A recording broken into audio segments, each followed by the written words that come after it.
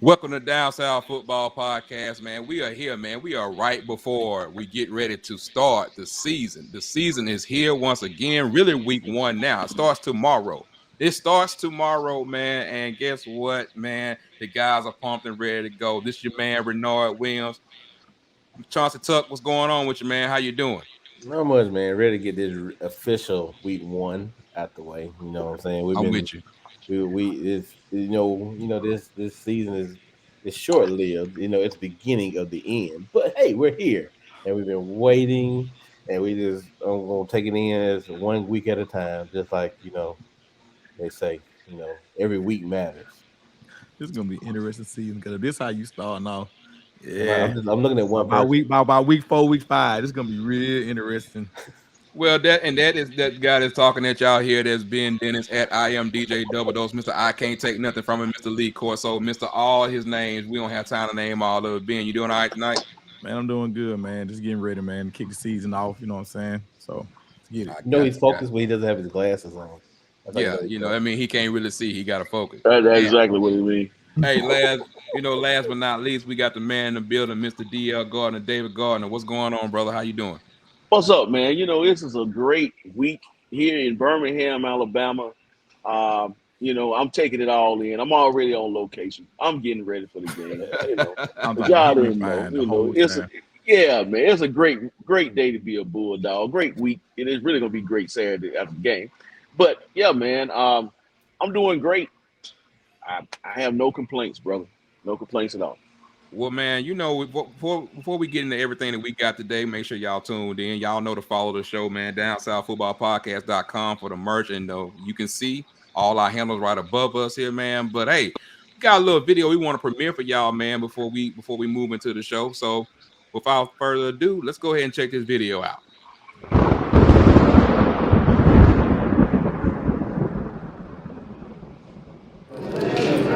All right, man, we're back. Down South Football Podcast here with special guest, Mr. Gary Quarles out of Cottondale, Alabama. Tuscaloosa, man. You at the house, right? Not too far, man. Not too far. Paul Brown, I've been to that stadium, man. I mean, y'all had some good athletes coming out of there. But one thing I want to know, what's the feeling of the offense now that Khalil has he's gone, and I guess your role has increased.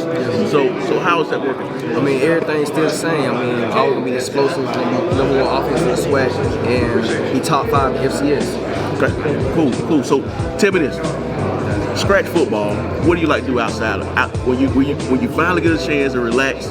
Other than sleep, because I know you do a lot of sleep. I already know that. Yeah. So when you away from football, you're not at practice. What's one of your go-tos? What do you like to do? Play the game, play Call of Duty, play Madden with the teammates. There you go. We always competing, playing Call of Duty, play a little 2K, a little something. Yeah. Right. But most times we just really hang out, just spend time with each other, basically, just make time go by faster. Makes sense.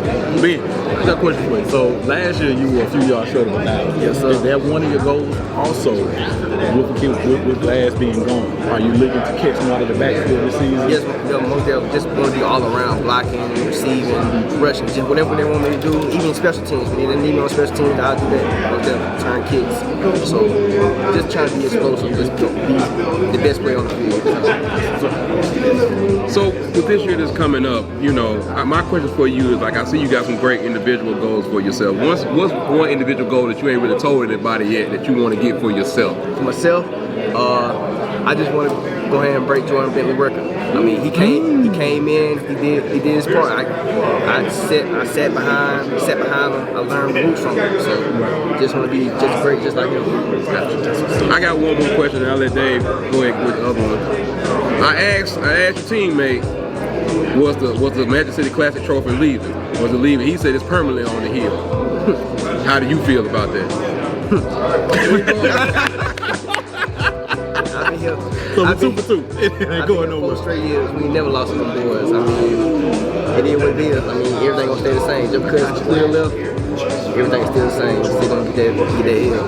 Yes, sir. One last question. We're gonna wrap it up. Last year, what was it? Last year? No, it was the spring. Spring, yeah. When you guys came out with the great uniforms, right? Great uniform. It was, from the alumnus or the alumni, man, we was like, great. I love the great first of all. Yeah. But my question is, what's your favorite uniform combination? Okay, So I got like the all maroon, gray, all white. All white. All white. Definitely them lights looking so bright. Sir. Then that maroon and white. I think my favorite one is the maroon pants white jersey. Maroon pant, white jersey. Yeah, the maroon. Yeah. I think That's the uniform combination went against fam. Yeah, I think that's it. But man, hey, we're here with Gary, man. We're wrapping up now. I told him I won't keep him long, man. We appreciate it. Gary, have a great season, man. I'll be there to see you. And keep it on the hill. Keep man. it on the hill. Everything, man. That's it from Down South Football, man. Appreciate you.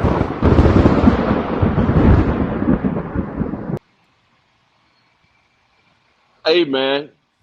He hails from Huntsville, Alabama. The voice of Alabama A&M athletics, man. We have the one and only Ted Dixie in the building with us tonight, man. And I'm excited. I know he's excited. You know, we got a big game coming up this week. And so, hey, we just want to see what the temperature is. And so, Ted, man, how you feeling? I'm feeling great. Good evening, gentlemen. Thank you for having me. How am I feeling? Apprehensive, excited, interested. You hang around a guy like Connell Maynor, you know, you always are looking for a competitive edge. You try to get better at whatever you do. I mean, that attitude carries over into life itself. That's why people are competitive to begin with. So it feeds my personality, my ego. After SWAC Media Day and going to practice like I do and watching the team develop and try to come together, the non-conference schedule is very important. Lots of opportunity for student athletes to see, engage themselves against bigger, better competition. 85 scholarships at University of Alabama, Birmingham, or FBS football bowl subdivision teams.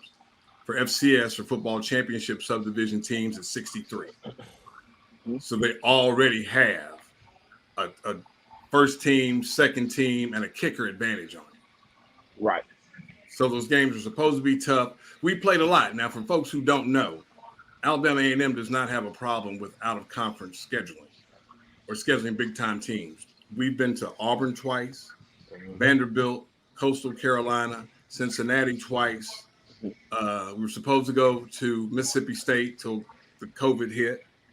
And I'm sure I'm leaving out another school. And Austin Peay will be visiting Normal in the Lewis Cruz Stadium for the Lewis Cruz Classic. So as I like to say to other people in the conference, you know, we are the show. We are in a show. So, and plus, you know, football is great in the South. The pageantry of HBCU football is magnificent and spectacular. And everyone wherever we go with this, it's an explosion. It's a party. It's a great time. So, and Birmingham's our city. It ain't UAB's city. If it was UAB's city, we wouldn't be outnumbering them in their own stadium. UAB, we played them twice already. One time, there was a bad call in the game. Yeah, I said it. A bad call in the game. Yeah. And if not for that call, I mean, that was, and even with Coach Maynor, that was Coach Spady and Coach Maynor. A missed opportunity here. We're in the lead at halftime. Right. And being on the top story of ESPN when they go through the headline or going to the score recap, upset watch, right? Upset watch. Yeah. So I'm excited. I'm ready to see what we'll do. That's what's up, man. Renard, what you got, man? What you got? I actually, I'm gonna sit back first. I'm gonna let Tuck and Ben. Well, I'm gonna let Tuck go first. You know, because you know Tuck got on the actual A&M Nike gear, which I'm a little bit, you know, jealous of right now. I'm gonna leave that alone. So Tuck, you go ahead, sir. How you jealous, man? Because he got it and I don't. Well, ain't no reason to be jealous. Go buy you some. You know, I'm hard on the Bulldog faithful. I'm hard on it. Hey Ted, donations. Yeah, Donations. you know, Man, he's selling gear. Come on, man. Wait a minute. Y'all gonna make me go culture on this in a minute. We're gonna be in the culture. And you know, sometimes it's very helpful to be a Nike a Nike guy when it comes to getting some of the gear and the swag, and I got to figure out how to get some of it. So when you're a shareholder, people let you know people, make sure you know people. So We'll hook you up.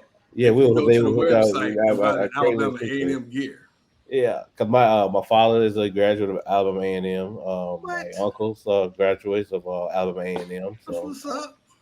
So, like they've been telling me about you. Like I've been growing up. I've been going to classes. I've been going to the Hill ever since I was knee high to a grasshopper. So I know all about the traditions and everything. So we're gonna get real right here. We're gonna get real, Joe. Let's do it.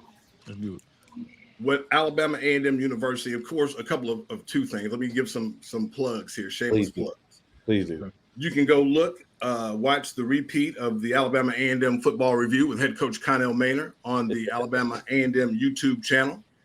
Just search for that. People wanted to know what coach was going to say after homecoming, the Jackson State game last year. Yeah, that's right. You talk, you got to take it.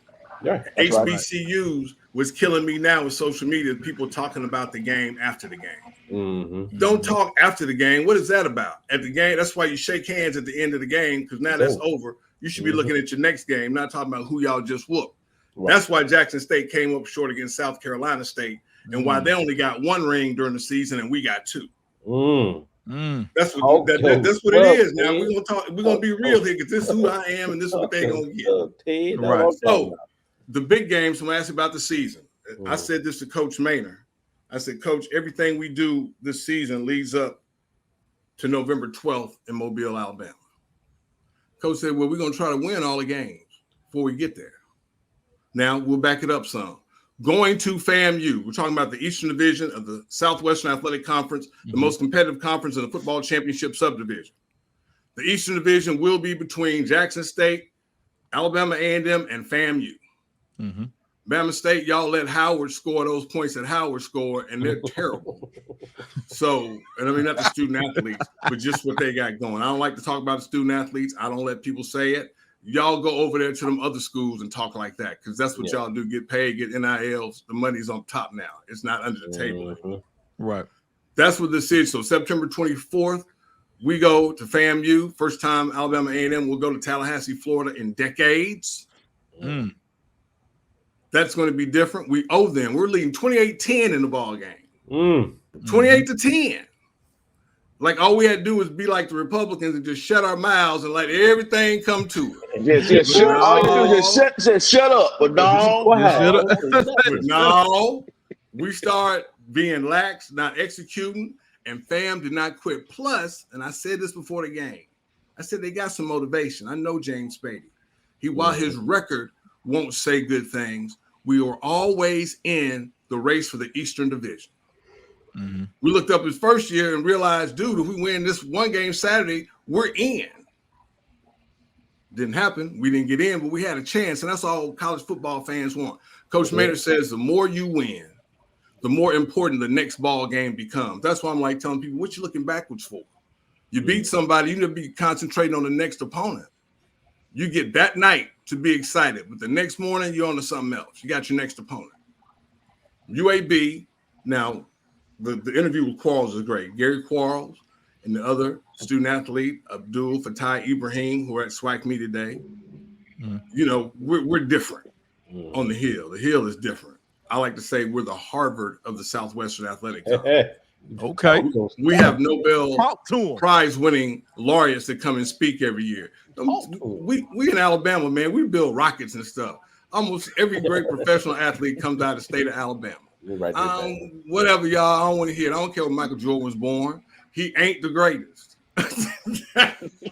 So when we played UAB before, there were a couple of cheap shots taken. I'll say it, no big deal. Right. You know, Jordan Bentley was injured when we played with Coach Spady, twisting his ankle, doing all kind of stuff. You know, we don't need to do that, and that kind of hurtful to me because you're already outmanning us. Right. I forgot Georgia Tech. You already got us outnumbered. Right. Why are you doing the extra stuff? Right. Line up and play football. Now, some people say these money games, they're terrible. We get blown out, beat to sleep. First of all, the student athletes want to play those games. Now, A&M has a new president, Dr. Daniel K. Wims, Mm-hmm. new athletics director, Tiger Bryant, who just came from Edward Waters. He's the first AD in Division II to get a student athlete to sign an NIL. Brian Hicks, who was the AD now at the SWAC office, built a foundation that focused on the student athletes. Now we're going to go with the marketing part and move things forward. Bryant was AD at Edward Waters when they went from NAIA to NCAA. That's not easy. But he's a good guy. He's going to move and shake. I just want people to stop calling and asking about tickets. We ain't got time for all that. We ain't got time for you to push your agenda. We're trying to make this so when you sit down in Birmingham, talk about the Magic City Classic, or you're talking about UAB, yeah, both times UAB has played us, that's the biggest crowd they've had. Matter of fact, the last time we played them, we almost outnumbered them. And probably going to do it again this year. I wouldn't be surprised. We'll mess around and take it over. Get our boys some momentum, and because those games like that, UAB has a new head coach now. Right. This is his first time being a head coach under the whistle. I'm telling you, everybody ain't built for that. And he's going to learn. Like Barack Obama had to learn how to be president. That's right. That's right. Hey, you Ted, got to learn how to be a head coach. Ted, got a question. Got a question for you, Go Ted. ahead. So you good, man? You that guy, man. So we following your lead. You that guy. I figured you would like that. But listen, hey, but let me ask you this. So now you've been around the team, you've been around practice and things like that. How is that adjustment going, man? Aquil, as great as he was in his years there, how is that transition? How is that transition looking in your eyes? Football is pretty straightforward, easy game. Coach Maynard says when he first got here, he said he's going to take what the defense gives him. Anthony Jones, who is the most winning coach in A&M history by winning percentage, number of games, used to say every offense has a weakness, every defense has a weakness.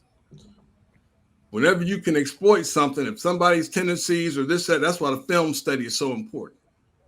You see what somebody does, it's hard for a team to change who they are week to week. Everybody's not the New England Patriots. They don't have those kind of student athletes in college, really. They fake it, but some people try, but you really can't. So what you have to do, and what we did last time, you got a great set of receivers. Aquil could get you into the right play. He could do the protections correctly. Only difference between us and Jackson State was playing dudes 20, 21, 22, 23 years old, giving up 27 points a game thereabouts. When they play 18, 19, 20-year-olds, they were giving up 40-something. That's why the transfer portal got to be so important in the SWAC. So now you're talking about what you might do, what quarterback. Well, I know this. Xavier Langford, who was the backup quarterback last year and a half, I'll say.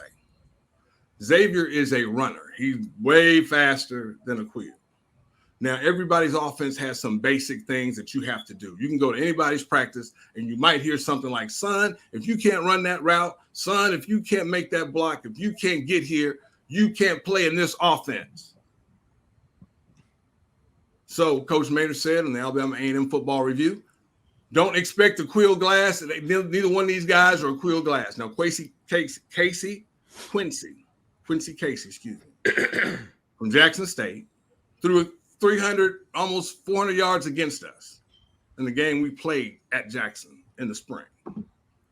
He's got it, but he left because Coach Prime's like, well, my son's going to be the quarterback. Somebody asked him in a press conference. He laughed for 30 seconds.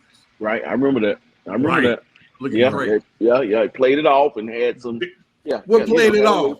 You at least got to say competition. Yeah. And what kind of quarterbacks do you think they have recruited behind him? That's why managing a roster is so important. But these kids don't want to wait 2 years. They want to play yesterday. Yep. So you rolling? Come on, my dog wants some attention. So Xavier Langford, Quincy Casey, you got those two guys working on it. and that's who you'll see. But you heard Gary Quarles in that good interview y'all did with him. And interviews are good when somebody brings something out that you don't know. Right. But you got to ask the question, right? Right. So Quarles told you he wants to break Jordan Bentley's record. Jordan Bentley, the all-conference running back that we had at A&M, who was player of the year in Alabama 5A. We had never had a kid like that come to A&M. But Jordan did. So, Quarles, you see Gary in high school, he's from down that way, Pelham. Right? I mean, Well, no, Cottondale. he's from Paul Bryan Bryant. High Paul School. Bryant. Right. Paul Bryan Bryant. High Paul School. I'm Bryant. sorry. My Yeah. apologies. About 20, about 30 minutes out the city. Something like that. Yeah. 30 minutes. So Gary was rushing for 4,000 yards in high school, right? He's got it. But when he said to that dude is the most in shape guy, but I've read some of the scouting reports, he's viewed as the best running back in HBCU football. You know he's going to get the ball. You know you better think about where he is on the field because he's a 3-down back. So you're not going to be able to look at formations and go, oh, Quarles is out. Now you send in this unit. Right. Nah, son. So, but everybody, we know we good on offense. We good on offense. Right. Defense. Right. Defense. That's one of the questions we That had. was one of Dave's questions that he had was about the defense. Yeah, Everybody got that question. I asked Coach, what you expect out of your defense this year? I mean, who on defense, Coach, do you expect to make an impact? He said, everybody. That sounds like a coach answer. Last year, Coach changed defensive coordinators in the middle of the season. It wasn't announced. It wasn't a big deal. We didn't talk about it a lot. You could see it when you go to practice or saw what was going on. He brought Boulware in, who was his D coordinator in North Carolina. When Coach left and went to A&T, Boulware took over, won 2 conference championships. He explained his defensive philosophy to me in 45 minutes. He wants the kids to be able to play fast. They don't want to think about what goes on and be aggressive.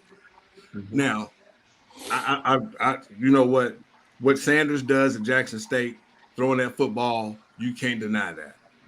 The only thing you look at on film, though, is why people didn't blitz him more. He's a freshman. He played college before. Right. You're going to have to think, son, if you're going to play me. We could get beat 60-0. They could throw 3-4 touchdown passes. We don't get there, but you're going to think about it. You got to. Managed changed up, changed coordinators, had a 4-game winning streak at the end of the season. So coming back this year, because I expect to be 3-0 after non-conference, 3-0. That's the noise I'm talking, 3-0. I don't care if we lose, we'll be 3-0 because somebody, when we played in Cincinnati with Tommy Tuberville, who's now a senator, was the head coach there. Yeah. He talked in his post-game press conference about how hard we hit, how well we played. He said, we're the number 5 team in the nation. And if we played like that, we ain't number 5. But give A&M credit. So we saw one of their student athletes leaving the press conference. He looked kind of beat up. I was like, dude, you all right? He said, man, it was a harder game than we thought it was going to be. Defensively, and giving you names, we got some dogs. And a lot of it, and I'll tell people this, a lot of that defense is going to look like Bronski Town's old defense. Longtime defensive coordinator on the Hill. All those magnificent defenses that have come through the Hill, we're about to get right back to that. That's what's up. Okay, that's so good. That's good. That's good. Let's see. Ben, what you got, man? You kind of answered. I was going to ask him, what's the one thing, about UAB that may possibly concern you going into the matchup? Number of scholarships they got. Yes. They got 23 more folks, man. But I tell you what really would concern me is if we get in the game, if we're in it, like we were at Samford. Right. If we're in it, they ain't gonna let us stay in it. Yeah. You understand what I just said? Right. We I all used to be a high school clear. official. Loud and I clear. used to be a high school official in Alabama and New Jersey. I don't care what anybody says. I've heard a rule and then I've seen the rule broken. No, you can't call the school games of a school you went to. Right. Oops, why is he assigned to the game? That's what really concerns me. If it's a game, if we look like we're gonna come back or whatever, or we lead, watch something. Gotcha. I know one of our coaches, and so it's only between Maynard and Spady. One of them, dog cussed the official so bad, the official got put. He was looking kind of scared over there. He didn't want to talk to the brother on the sideline. And that back to that Spady story. That's why I said the FAMU game was so dangerous for us because James Spady's on their staff. I don't care what anybody says. They're going to use that as motivation. I told Coach Simmons at SWAC Media Day, I said, I saw y'all dapping up Spady at the end of the warm-up. Anybody who coaches somewhere and goes back wants to beat them, man. Exactly. I mean, that's just normal, man. That's normal. Mm-hmm. But people don't kind of think about that. It's kind of hype and said it. It shows up on Sports Center. That's where it gets attention from. So the halfway fan who doesn't even know when homecoming is has to ask every year. The folks who don't keep up, who can't tell you that we got fabulous cheerleaders, a great band. Did y'all see the band competition? Did y'all check that out? I haven't watched it. I haven't watched the I hadn't watched the link, but I knew they were there. Now, we don't go no further. So, this is our deal, right? Tyler Perry said he made $70 to $80 million just off serving Black people, staying with the culture, not your skin tone, but staying with the culture. Because I got some family members and some folks who are down with the culture, whose skin color ain't like mine, but they're with the culture. So this is what we have to continue to sell. ESPN, and I'm that guy that talks about it. Because I said for years, we should have had pay-per-view. Like Alabama did when they started, right? Mm-hmm. Then you get into they did used to have pay-per-view. I forgot about that. Bama did right. We could have had it. Jackson State got it for all their other sports now except football. Yeah. Now we on ESPN. We on ESPN. When was the conference championship game last year? It was in what time of the day? It was in what? Don't nobody know because the SEC championship game was on the same time. Yep. Yeah. See? Then when you get to the negotiations, they're gonna tell you, well, we don't have to pay y'all no money. Your ratings ain't good. So what happened? What happened with that? I think they had a situation where, and Tuck, I'll let you go next. I think it was a situation one year with the SWAC championship. It was UAB were playing Middle Tennessee State or something, and they had to move it on campus, right? Yeah, UAB had won the conference where they had a chance to host their conference championship game. Right. And that was the same time during the SWAC championship game. So they moved the SWAC championship game from Birmingham to, I think it was Houston, if I'm not mistaken. So yeah. I think that year they went on campus. I think Alcorn actually hosted it. Oh, okay. Alcorn, yeah. Which is the best move ever. Yeah, I like at least that. They got crowds. Mm-hmm. We get to go see our stadiums. It should be cheaper than going somewhere else. Only problem is you got to find some hotels for some of these places. True. Yeah, man. You might want to drive down today and then Well, team can't do that. Going to Jackson. Yeah, true. That's true. A few years ago, we were going to Jackson. They had bad water. We took our own water. Mm. I mean, think it's a game. That's And they got water issues right now. They got water issues right now. That's what I'm saying. What are you talking about? Right now. Yeah.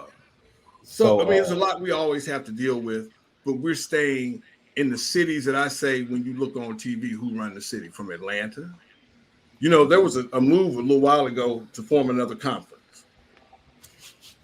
New move. It was Kennesaw State, UTC, A&M, Bama State, Jackson State, Jacksonville State, UTC, a school up in Tennessee, but that was what they were leaning for. Those folks were actually meeting and talking about it. UNA. Well, it fell apart for whatever reason, but that's really where you're trying to go. Mm-hmm. See, at the SWAC trying to expand, but we could have had a super conference by now with somebody else.